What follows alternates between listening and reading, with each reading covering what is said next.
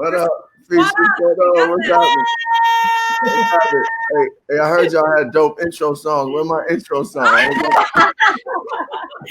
Next time. We appreciate you. We know you. We were hoping that you would join us with your own song.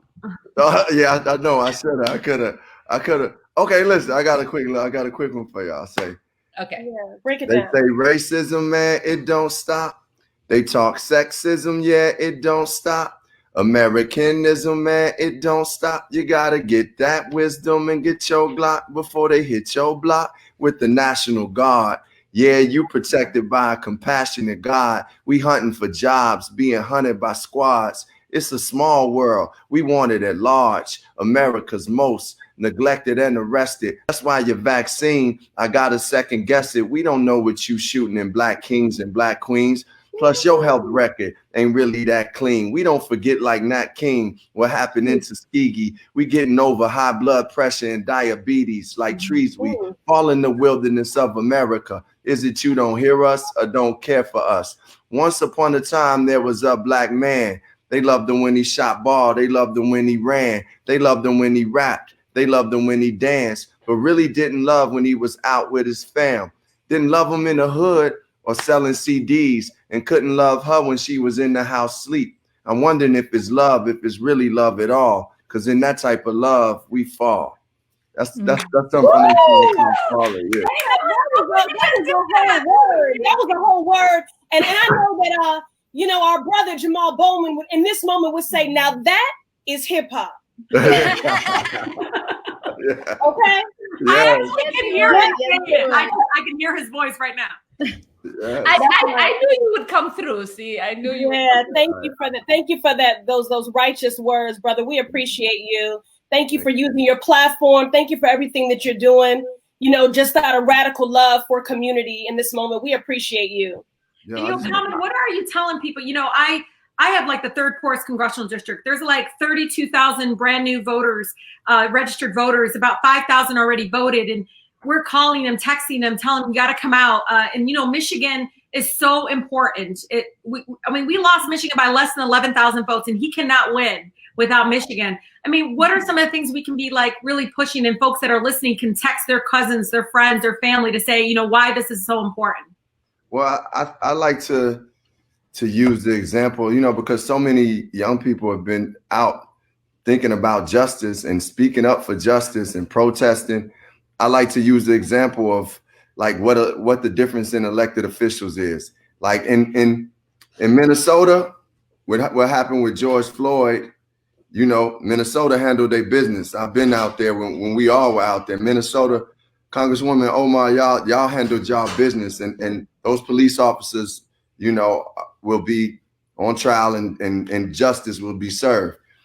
With Breonna Taylor in Kentucky, that they're not handling their business. They allowing a life to be taken, and that elected official out there, that attorney general is basically the people elected that person. And if you don't vote, you elect them. So anytime you really say you for justice and you really for equality, or you care about your community, a vote is one of the steps to that. Like protest, tweeting, those things mean something, but vote is the action, and not actually identifying people who will change things legally and policy wise for you. So I'm really just trying to bring it down to earth for some people, because it does seem complicated sometimes when they first, even for me, when I first began voting, because I didn't start to vote till I was like 27. I felt so driven to vote against George Bush. I was like, how can I say I'm for my people if I'm not stepping up with a vote?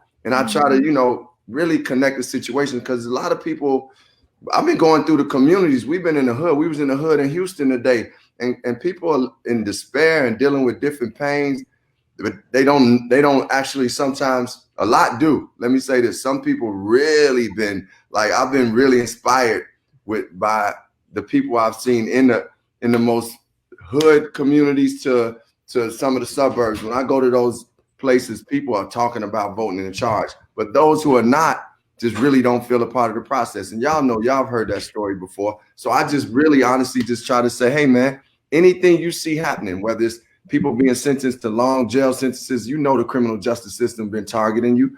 Man, we can change that. It's people. Hey, I always use you all as examples because I feel like my experience in getting to know you, you all has gained even increased my faith in the system, to be honest. Like, so I just try to break it down as clear as possible. In fact, why don't y'all share some wisdom with me on what things I could also talk to these brothers and sisters about when I'm coming across them? I don't know. I feel like you got it. You know, I tell people that politics is personal. Yeah. There is no such thing as not doing politics, right? Because the politics that allow for certain politicians to come to power allow for certain policies to be implemented that impact our lives on a very personal level. Right. And so, you know, I know that you just talked about how elections have consequences. If we didn't have Keith Ellison as our AG, you know, I tell people like Keith and I were running the same time for election.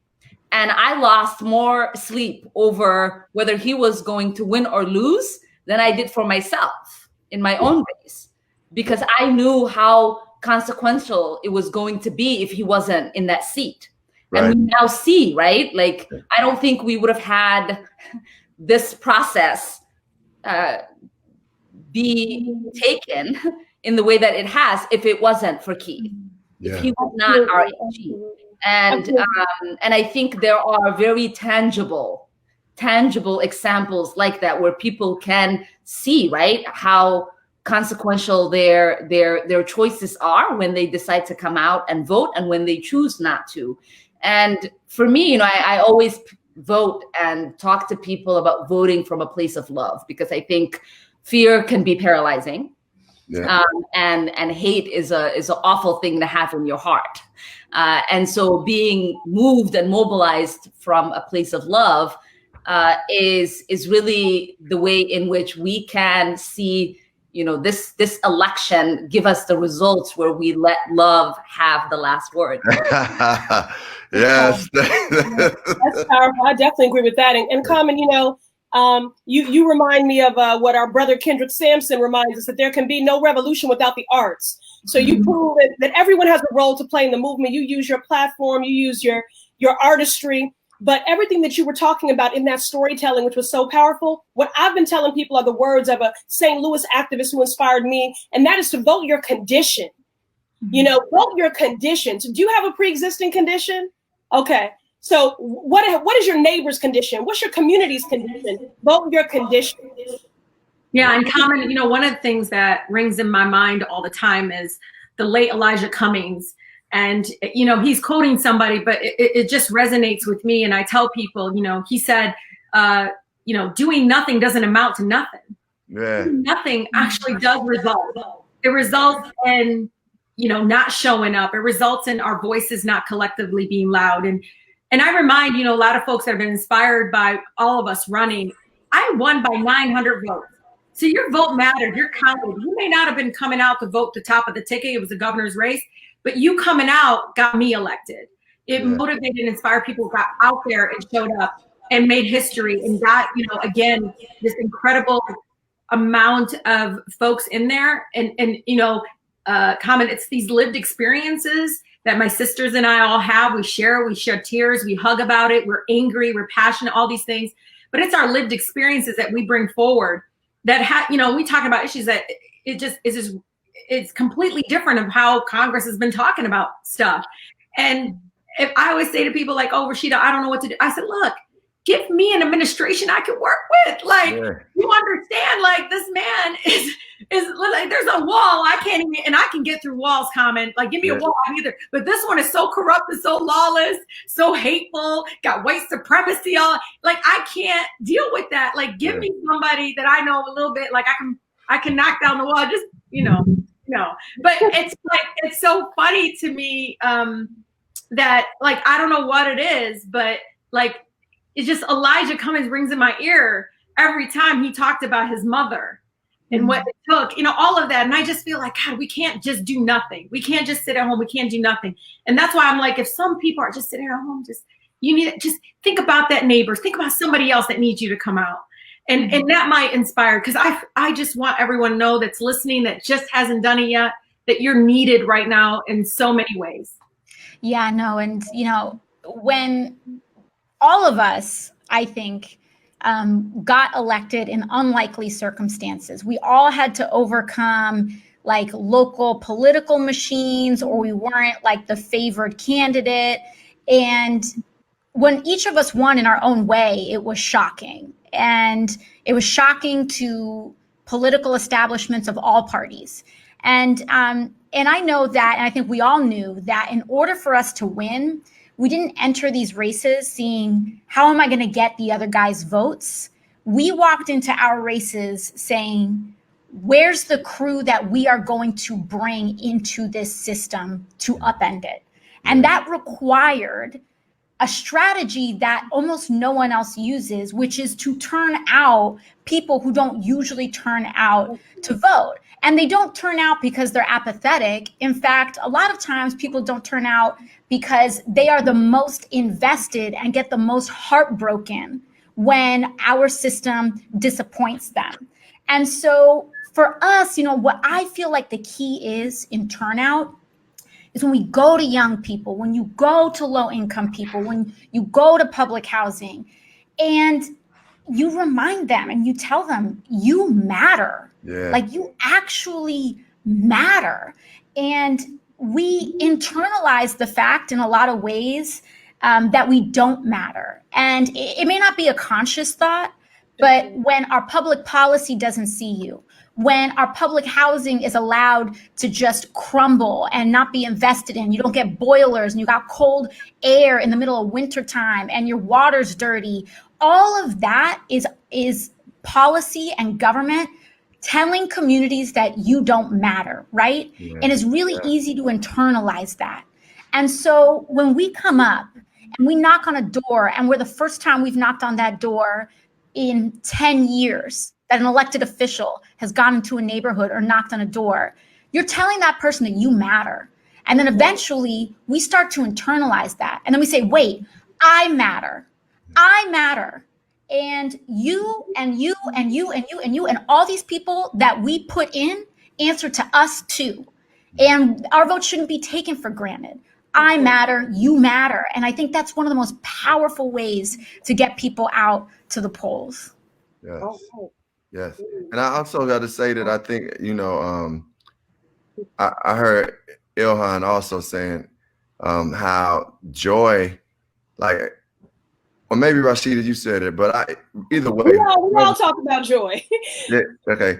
We all talk about it. It's just like, I think when I went to vote, every time I went to vote, when I went to vote this year, I felt like just empowered. I felt like a real joy, like, man, I'm doing something. Like it's not just talk. I'm not just, I felt like a better human being. And I think, you know, sometimes the way voting is pitched, we're trying to find the angle of like, okay, what's going to encourage these people to vote? But I'm so glad that you all talk about the joy of it, because it's the truth. It's part of it. It's like, you know, honestly, even when I make music, this conscious music, I want it to be uplifting and I want it to be socially conscious, but it got to be dope too. You know, like it's got to be dope. So my point is, it's like voting is dope. Like it's like fresh. It's like something that you feel empowered by. And I think, you know, the more and more people, because what you were saying about going, like I felt a couple people I've seen, like I could feel their hurt and I could feel them, like that pain of not being a part of, feeling like a part of America, and this process. But the more and more I talked, or the more and more, you know, whomever was canvassing with me talked, I could just see them changing and listening. We literally almost today got some dudes that they was gonna follow us to the polls and vote, but somehow it was a miscommunication. They didn't go, but you know, but we were real close, and they were first like, man, nah, I'm good. And we literally just talked. We gave them enough reasons that made them feel enough value that I think, and that's so important what you say, ALC, about that. Like that value is priceless. Thank you. Yeah. Thank you so much for being with us. Thank you, Carmen. We appreciate you. We'll sit at a virtual table and break bread and do this building with you anytime. And thank you for bringing the men, the brothers into the room, because we know there's such an emphasis on the role that women play at the ballot box. But we want these brothers, look, they do matter and they are powerful. So thank you for bringing them into the room. Listen, I will join the room with y'all anytime. I'm learning, I'm laughing, I love it. So keep spreading love, and y'all like heroes to me. So I'm really just, I'm here. Whenever y'all need me, call on me. I'm here.